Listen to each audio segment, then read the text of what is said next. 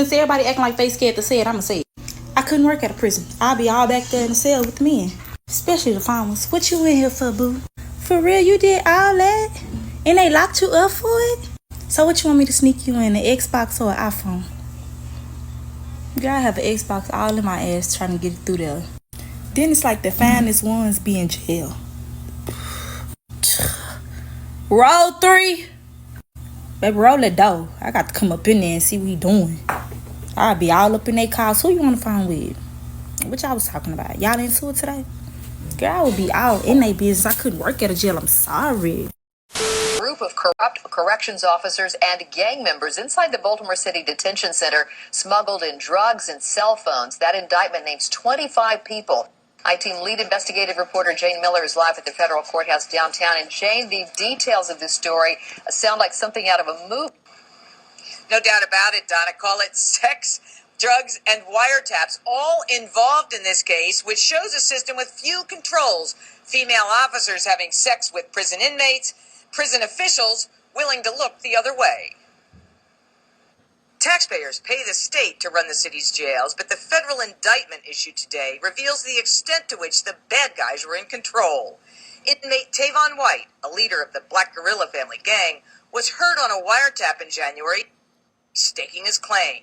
"This is my jail," he said. "I'm dead serious. I make every final call in this jail. Everything come to me. I am the law. My word is the law." White claims to make a nice profit, according to the indictment, selling smuggled drugs and phones. "My profit was 15,800 and something, or 16,800, 16,400, something. That ain't bad for a whole month."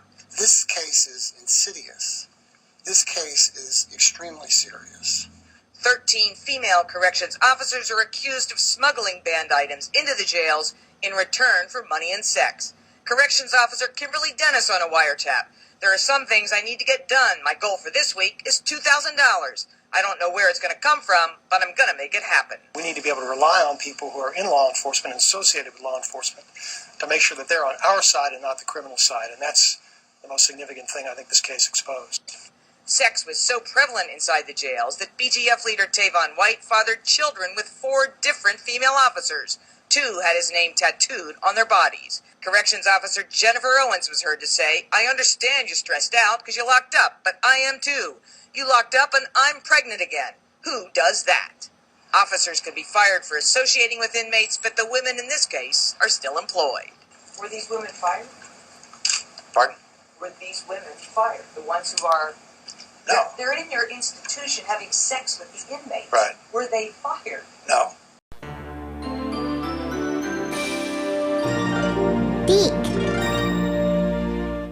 Just got off a 10-hour shift. I'm tired. It's late. I just want to eat something, relax for a little bit, and go to sleep. Then I find out via Twitter there's a video of my wife getting piped in a prison cell. Huh? Shawty is on camera getting piped by a prisoner, sucking up a prisoner, bro. Cause I be doing foul shit, but that's fouler. That's fouler. Full on in jail, trying to hide from the other patrolling officers. So she was a prison officer. You stupid bitch! You filthy slut! Did you fuck with me? A corrections officer has been arrested, accused of having a sexual relationship with a parolee. And when she was confronted with the allegation, court documents say she actually tried to communicate with the alleged victim with her Apple Watch to warn him about what was coming. Team 12's Joe Dana has been looking into the case. Joe? Tough situation here. This 25-year-old corrections officer hasn't been on the job a full year yet and now faces these serious allegations. Marie Waller of Phoenix is being held on 1 count of unlawful sexual conduct with a person in custody, a felony charge. According to court records, Waller started a sexual relationship with an 18-year-old parolee who had previously been behind bars and was living in a residential home for juvenile offenders at the time of the relationship. Another corrections officer allegedly saw sexually explicit Snapchat messages between the two and reported the officer. While being interviewed by investigators, Waller asked for a restroom break, and that's when court documents say she used her Apple Watch to try to communicate a message for the alleged victim to deny and delete everything from his phone. According to the police report, Waller admitted to the relationship and says it was consensual, but again, because of her position, it's considered a crime. The county attorney is reviewing the case, and Waller could face additional charges. Back to you.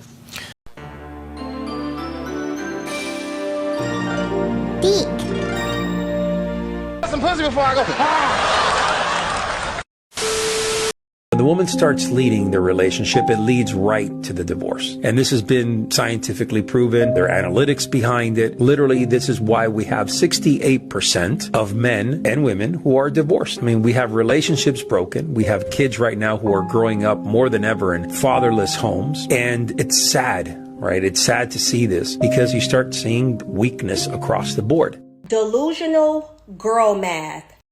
And let what's going on with Miss Cardi and Offset be a lesson to each and every one of you. Ladies, when that nigga cheat on you, I don't want to see a nary damn one of y'all crying, snotty nose, sliding down the wall, throwing up. Don't call your therapist. Actually hang up on the bitch. Close the journal and cheat back on that nigga today.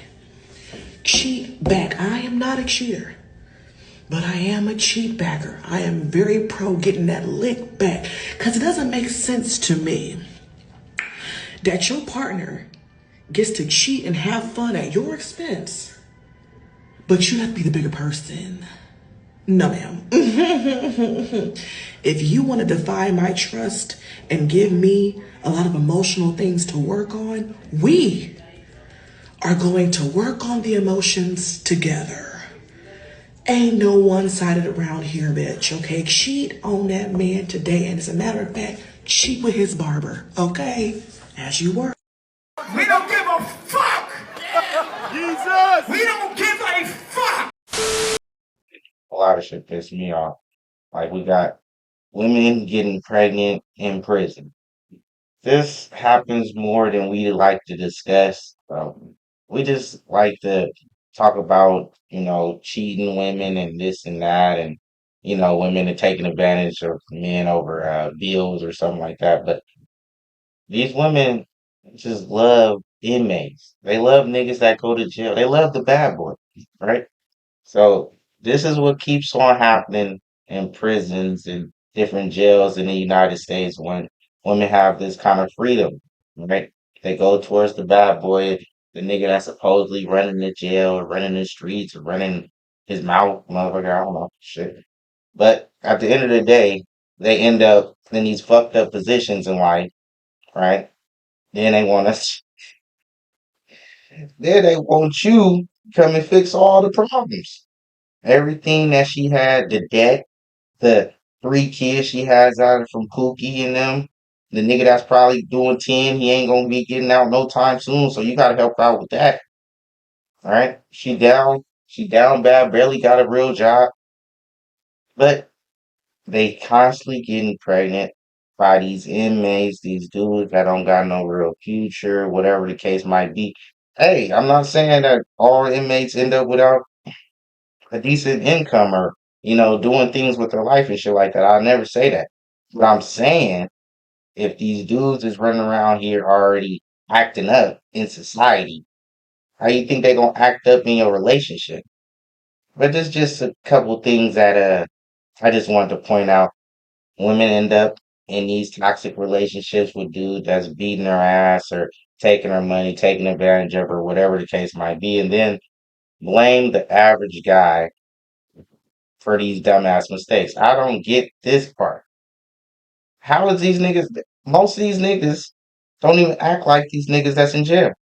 Most of these niggas on the street don't act nothing like these dudes that's in prison.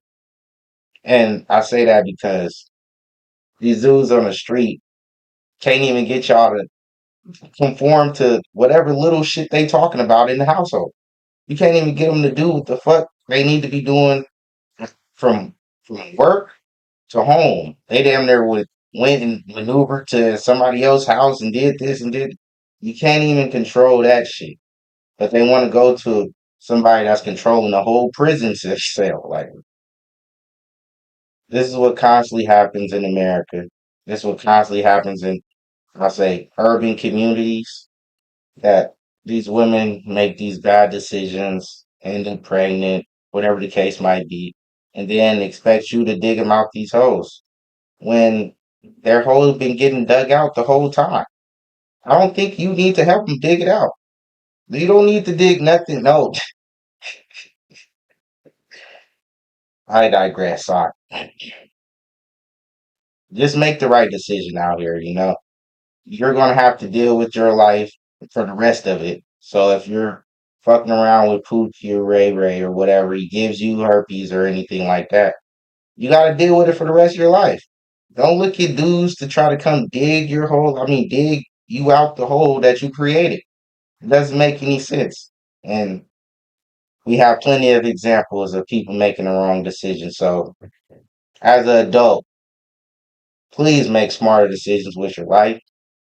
Dudes, stop trying to dig these women out of these treacherous holes that they dug themselves in. It's not going to be a good look for you. All right? Signs of acceptance when you have it. Like, comment, subscribe.